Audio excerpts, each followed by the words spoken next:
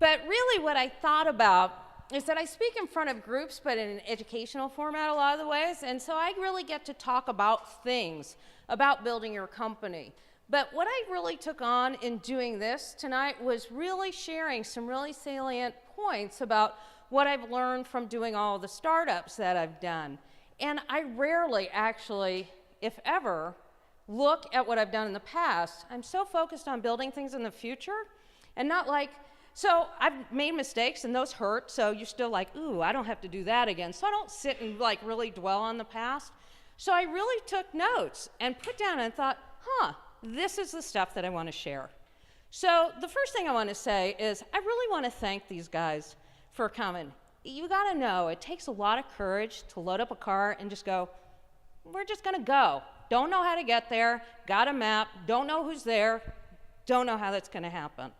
It's part Jack Kerouac, it's part Manifest Destiny, and it's part the American dream. And I saw them, and I just loved what they were doing. So thank you so much for coming.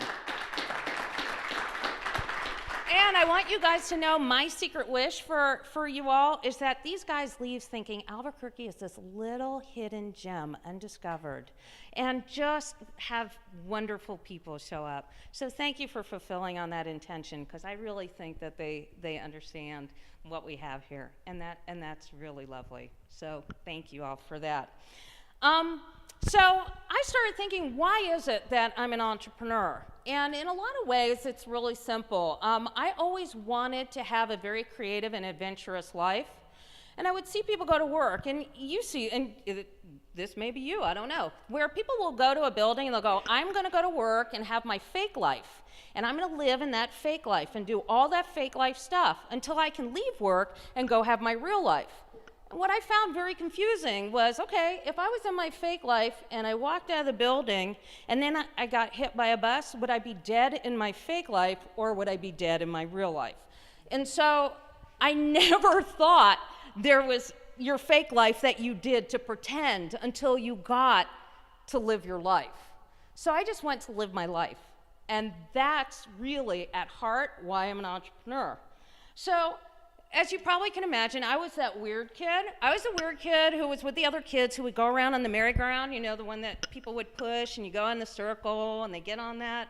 It was great. And I go, okay, awesome for the trip. Now stop, because I'm going to lay down underneath this, and I'm going to see how this whole thing is going to work out while you guys go really fast around it. Because I wanted to know if it was different going really fast or really slow, you know. And I was really kind of short and small, so I could kind of like dig a little, you know, hole there, and I could lay underneath it and watch everything.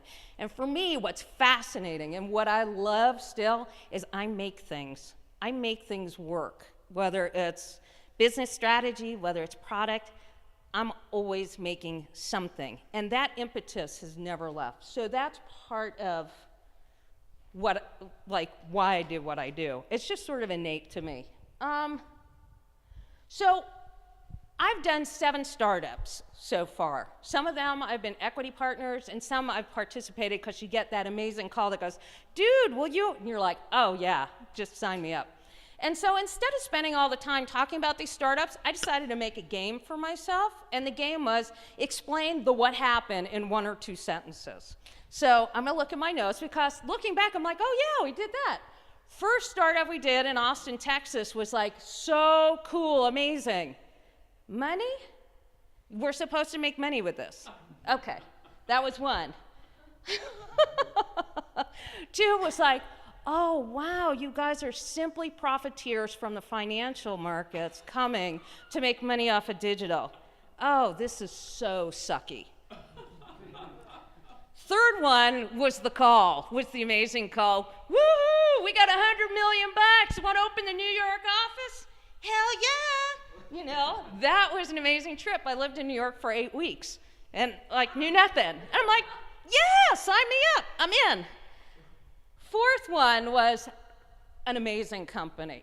Fourth one got built, got funded, went from little to huge to global. And I'm thinking, I might not have to work anymore after this whole thing. This is great. Oh wait, what's that sound?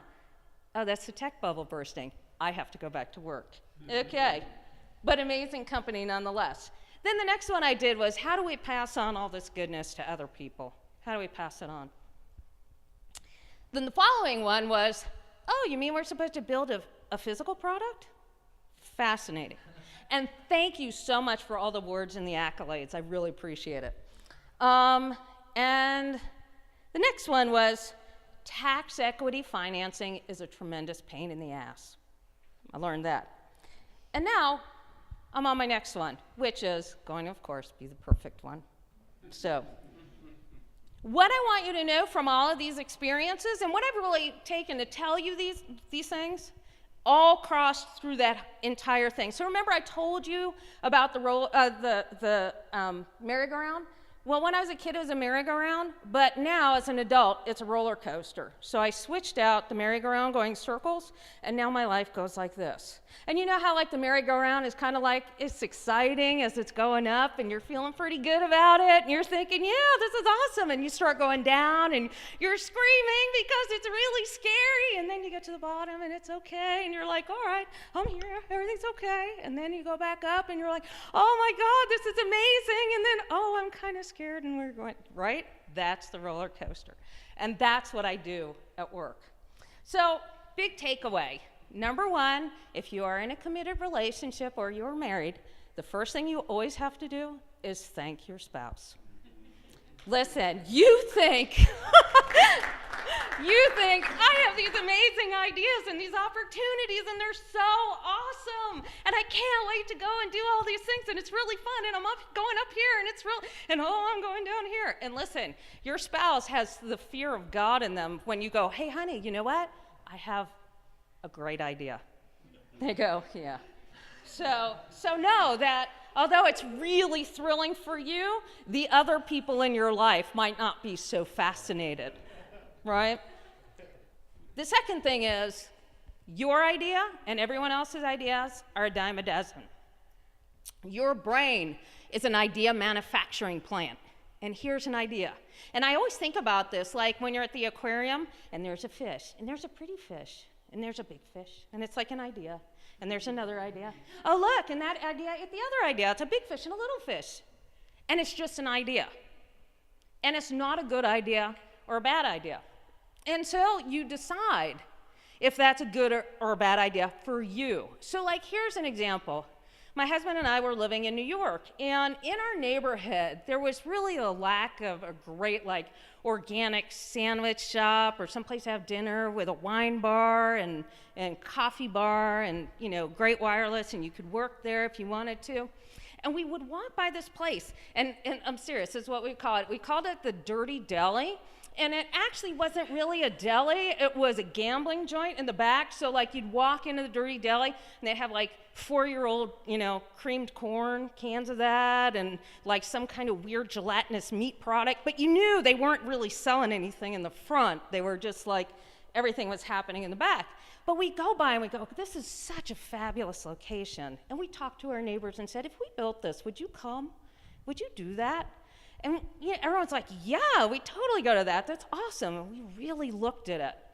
But as we kept walking by, when I put a criteria along of what makes a really good business for me, you know, I had to look at this. And that business, in a restaurant business, is a 7-day-a-week business. You are open in business for 7 days a week. You may not, number two, have a very educated population working for you. And anybody who's ever worked in a restaurant, like I did, and I worked my way through undergraduate and graduate school working in a restaurant, you know the centerpiece of that restaurant is not the chef, it's the dishwasher. So the lowest common denominator about making your place work is the dishwasher. And they may or may not have a high school education, and they may or may not have some social issues going on with that. And for me, that really didn't work. And then lastly, this is a high cash business, which meant your loss prevention has to be tremendous. And when I looked at those three things, I said, you know what? This is not the business for me. Great idea, not very good for me. But really right after we made that decision, what happened? Dirty Deli, amazingly, struck by lightning, shut down. Note goes up on the front of it, thinking about making a wine bar, coffee bar, organic food thing. And we went, my husband and I went to the opening of this thing. And before we went in the door, I said, listen, even if this is awful, I don't care how bad it is. I want us to keep coming back, and I want to give these people money because I really want this to turn out. I really want this in our neighborhood, and they'll get better. So even if it's really sucky, it will get better. And it did get better. And so we would always go. And so it's still in existence in our neighborhood. So choosing your idea, like you could have a great idea, that's a great idea, but you have to decide, is that something you really want to follow through with? Because I have a great idea like every 10 seconds, that's a great idea. Oh, I'm going to do that. No, my poor husband's got like whiplash. Hey, I got an idea. Hey, I got an idea. You know, like I could say that 100 times a day.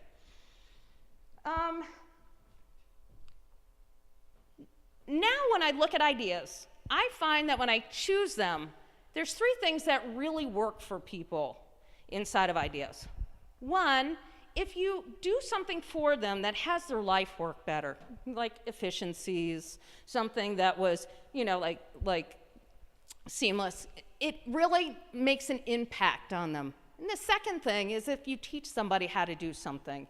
And then lastly, if you do something that helps somebody make money. In those 3 ways, you get in this magical space called gratitude. Other companies make stuff and you make money and that's great. But if you work in those areas, gratitude is available and it's a delicious way to live your life, better than grinding out commerce. Another thing that I learned from all of this, do not in any way accept mediocrity in your company. Do not accept me. This is your dream, and this is really your life, and if you really are real and authentic about what you're trying to produce, it really is all about you. It's your vision, and you are taking that monumental effort to push and bring the idea into reality. And if you have somebody who's punching a clock and goes, thank God it's Friday, I got beer money, think about, is that really helping you? I look at those people, and I used to be like, well, you know, now I'm like, you're shit canned, you're fired, and it's fast. And here's the thing, and this is my gift to them, is you are on a one-way ticket to the real life, because you're in my company and you're having your fake one, and I can't tolerate that. So at this juncture, I don't hire people who are looking to have their fake life in the middle of my real life, because this is for real for me, and that's how I'm playing. So no mediocrity. Thank you. No, I like it. The other thing is, listen, it takes a lot of courage to build a startup because in the same way, you have to believe more in your idea and in the talent in every single thing that you say. And you know, my traditional work is as a business strategist. Originally as a digital strategist, I do pricing strategy. And when I left strategy to go and do the product company with my husband, people said, excuse me, are you leaving the rarefied air of strategy to go make a product? I said, well, yes, I am. They went, sad. She's doing that. Sad. Career killer. And so, you know, 3 years later, we built a tremendous company, got awards from Harvard, you know, they have case studies on our school, on our business in the school and all this stuff. And, you know, brilliant, Mrs. Hendrickson, brilliant move. Well, thank you. Thank you very much for letting me know that. And nothing snarky, but, you know, people really don't know what's going to work. Most people are standing on the sidelines having a comment about what it is that you're doing. But, you know, it's sort of like Monday Night Football. The guys have the headsets on and they're talking about, oh, well, they went and did that, and who knew? I mean, they should have done this and this. I mean, if I was playing, that's what would have happened. Well, probably not, no, because it's always really easy to be on the sidelines and have a comment, but when you are on the field playing the game, you have no idea like what's going to happen. You make those turns, you make mistakes, you win. That is part of being in the game. That's in the game. And most people stand on the sidelines while you're out there taking a risk. So you have to really be really clear about who you're listening to, because there's always going to be comments and criticisms. And I always look and I go, oh, it's the Maury Povich people out there telling me, oh, you should do that. Oh, you shouldn't do that. I'm like, great. I listen to what people say, but it mostly goes in one ear and out the other, because I look at the source. And if it's a great entrepreneur who I really respect, I'm listening to you. I look at your business and I go, that is delicious and fantastic. I want that. I'm listening to you. You got some snivelly whatever going on, do nothing, and you have a comment, probably I'm not listening to you. And I don't really have to justify that either. And I find that in a lot of ways we try to be nice about it, but at this juncture, I'm just not that nice about it anymore. Your company is an authentic expression of exactly who you are, all the wonderfulness that you bring, and all the faults and foibles of who you are. And you will hear criticism, and some of that criticism will cut you the bone. Ow. People tell you things, and you're like, ow. And you have to determine how you're going to be about that, how you're going to be. Because some of it, you know, especially when it's like, ow, it's true. It's true. And how are you going to be about that criticism? Is it just going to like lay you out? Or are you going to be able to get up and go, okay, great. You know what? Yeah, I totally whiffed on that. So suck. I suck. Okay. And this is what I'm going to do about it. It's all in the matter of how we do that. So people will say, oh, it's business, it's not personal. No, in startup, it's all personal because it's all you. It's all you and your team and your people, and it's you. And this, I'm going to tell you this next thing from a strategy perspective. As a strategist, big picture strategy is only an exercise at the beginning of your company. So people, and I've done this too, starting with your mission, your vision, your values. I am telling you, you don't even know what the mission or the vision is at your startup. It will emerge. There's like deep yearning about what you're actually doing, and you're not going to know it in the first 6 months. Really, the place to start is, what's my competitive advantage? What's my product? Who are my customers? Do I know them? Can I sell that? You know, my current company I'm working, in building, all that I have is called the ethos. It's how I live. And that is, at this point, something that I've really cultivated because it's beyond just the values that we have in the company. It's how we deal with our clients and our customers. It's really how I look at building the company. And for me, business is really personal, but it's tremendously fun.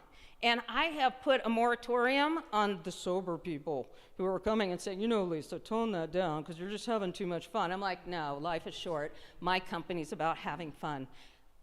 Have fun, make money, make a difference. Have fun. And I want to tell people, don't be ashamed to say things like, I want to change the world. Because even at this juncture and all the stuff that I've done, still, my thing, when people say, well, what are you doing that for? I want to change the world. And I might not be making the Steve Jobs iPad change in the world, but I know with strategy and some of the things that I do, my deep desire is that people will take the work that I've done for them or the products that I've made, and they'll never go back to doing things the old way. If that is what I've achieved, I've changed the world. And in each one of those steps, I can say genuinely that that is what has happened every single time. And my takeaway for that is, yeah, if I never built anything else and I just live quietly amongst myself, I've changed the world with what I've built and how I've seen it. And I could be satisfied.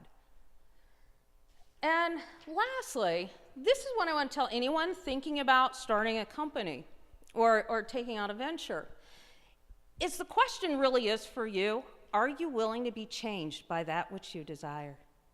Because who you are today, I can tell you, is insufficient for who you're going to have to be tomorrow to grow into the thing that's going to slap you in the face that you never saw coming. Woo! Oh, sure, I'll open that New York office. I had no idea. But I'll tell you, I was not the chick who rolled out of, Austin in my flip-flops and tie-dye t-shirt, rolling into New York City making real estate deals. I was not the same person after that, and for the better. And the question you have to ask yourself, it's not really even just the financial risk, it's the personal risk. You put your person at risk when you take on building something bigger and better than yourself. And are you willing to be changed by that which you desire? That's the question.